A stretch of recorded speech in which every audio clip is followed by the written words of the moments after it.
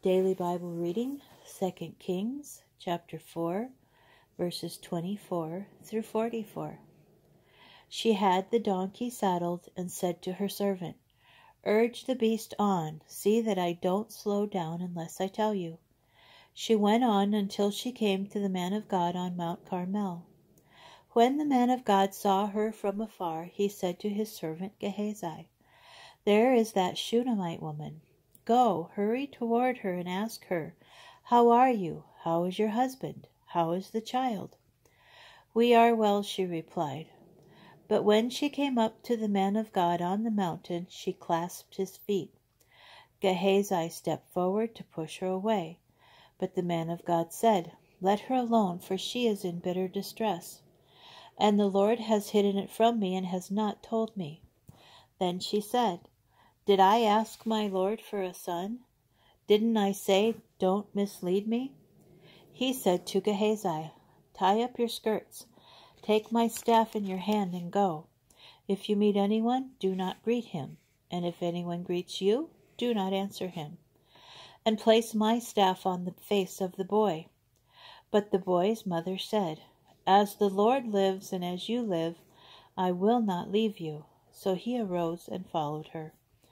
Gehazi had gone on before them and had placed the staff on the boy's face, but there was no sound or response. He turned back to meet him and told him, "The boy has not awakened." Elisha came into the house, and there was the boy, laid out dead on his couch. He went in, shut the door behind the two of them, and prayed to the Lord. Then he mounted the bed and placed himself over the child. He put his mouth on its mouth, his eyes on its eyes, and his hands on his hands, as he bent over it, and the body of the child became warm. He stepped down, walked once up and down the room, then mounted and bent over him. Thereupon the boy sneezed 7 times, and the boy opened his eyes. Elisha called Gehazi and said, "Call the Shunammite woman." And he called her. When she came to him, he said, "Pick up your son." She came and fell at his feet and bowed low to the ground. Then she picked up her son and left. Elisha returned to Gilgal. There was a famine in the land, and the disciples of the prophets were sitting before him. He said to his servant, "Set the large pot on the fire and cook a stew for the disciples of the prophets." So one of them went out into the fields to gather sprouts. He came across a wild vine and picked from it wild gourds, as many as his garment would hold. Then he came back and sliced them into the pot of stew.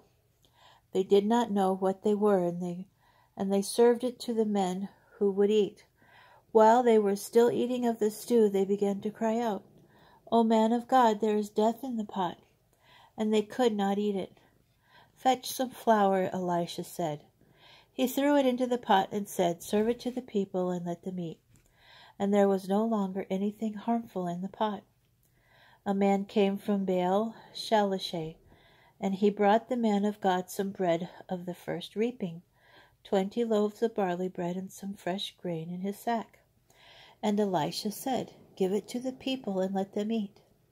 His attendant replied, "How can I set this before 100 men? But he said, "Give it to the people and let them eat. For thus said the Lord, they shall eat and have some left over."